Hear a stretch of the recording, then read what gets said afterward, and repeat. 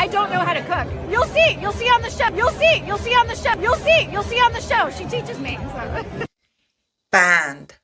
That's exactly what happens when you show up at somebody else's building at a serious company and you make threats and demands when you have nothing, when you have no legs to stand on, when you're not a big celebrity, when everything you do has failed, when everything you have failed to produce because you're not the one producing it, um, causes damages and causes losses, and also it causes a lot of reputational damage to a company. And that's exactly what Rachel Meghan Markle did because she's desperately trying to edit. She's been in huge fights with Greg Peters, and because she thinks she is the Duchess of Sussex and she has this close friendship with Ted Sarando's wife, she's been going over his head, over the Netflix CEO's head to get her way because now she needs to re-edit and she needs to change the entire show.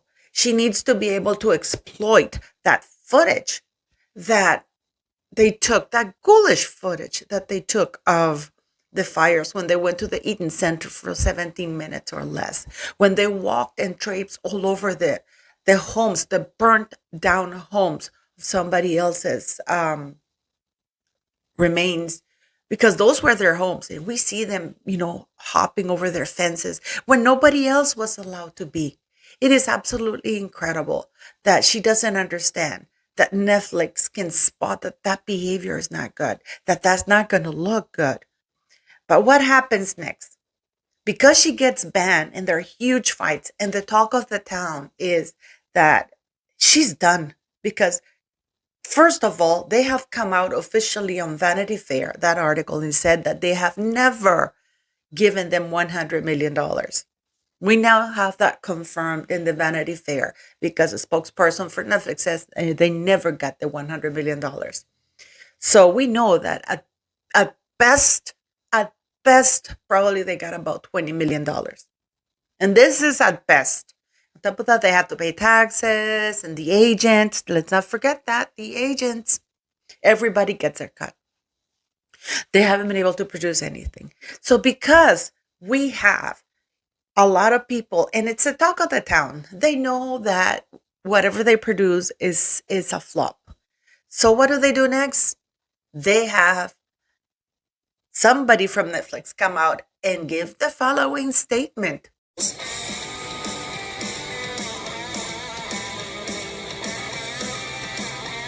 Netflix chief of content officer Bella Baharia insisted that the streamer remains excited at the prospect of future projects with Harry and Meghan. Oh, of course they do. Netflix vows to stand by Meghan and Harry. You know that this was written by Meghan because whenever an article is written by Meghan, she always puts herself first. Bosses insist they are excited at future projects, including romance film and cookery show, despite rumors $80 million pound deal could be axed after disappointing ratings and poor views. Now, let's keep in mind that neither Harry nor Meghan have done the basics, which is to go and promote like any other, like you see all the other actors going and giving interviews, promoting the show. And the reason for that is because it's too costly for Netflix to have these two on the road because the demands that they make are absolutely insane.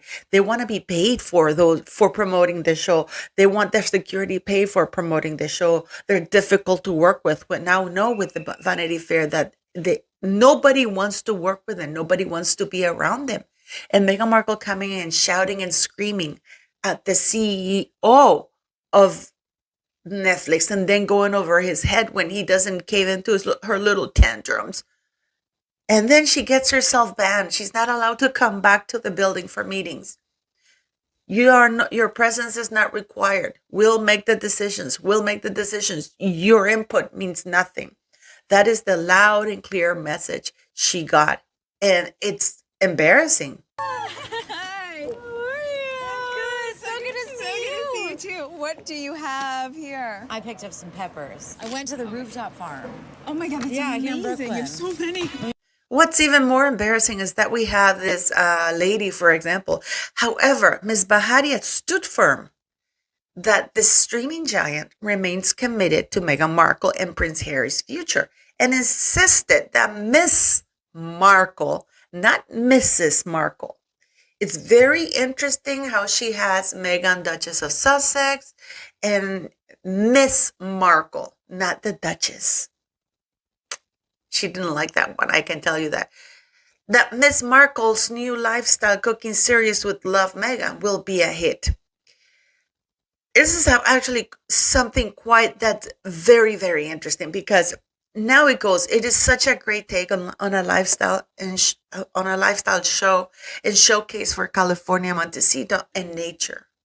This was never mentioned before because she wants her to be featured running around like she was in the ocean. I mean, it is so embarrassing beyond the pale. This is, I mean, I don't even know.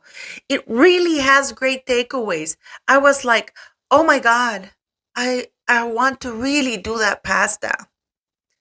There's really easy, great takeaways on life. I'm really excited about coming out.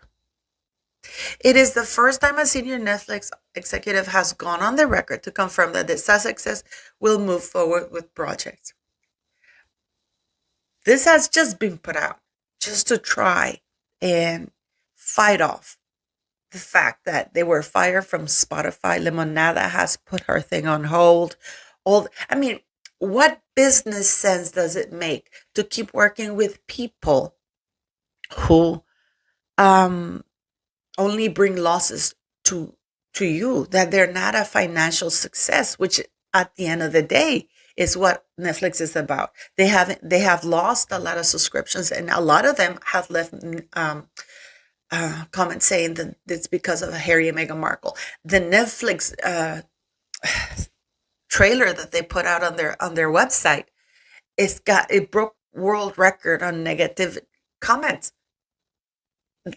I mean, how can this make sense? This is just a way for Meghan Markle to counteract the negative press and the fact that nobody wants to hire her. She's unhireable.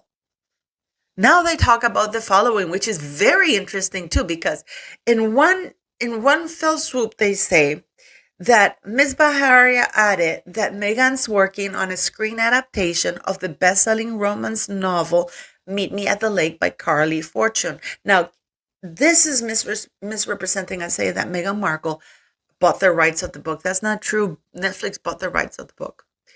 However, as yet, it remains in development and has not been greenlit for production.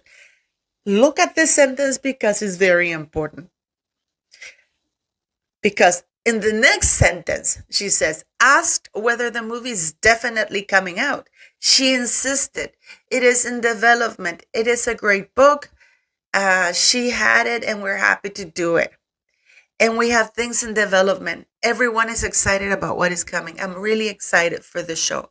So first she says, however, it yet remains in development as it has not been greenlit for production. So in the next sentence, she says, oh, well, Meghan is producing it.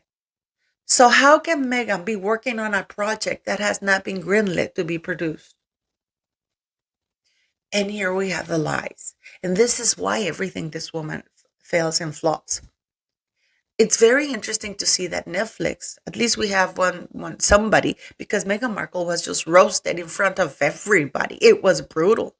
The takedown of Meghan Markle during that roasting, and they were not even invited. And again, the reason why they don't go around, people have asked this. Have you ever asked yourself, why don't they go promoting this series like everybody else does?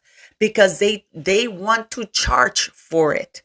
They want to be paid money to promote because, of course, they're a Duke and Duchess of Sussex, and they want their security. It's a whole hassle for two D-list people who nobody really knows except themselves and their own heads, which is insane. It is insane. And I have a great video for you about how the take came about, who Meghan Markle ripped off. And you're going to be shocked of the footage I found. So thank you for watching, If you like this video, please don't forget to click like, share it, subscribe. It does help the channel. Thank you very much, guys.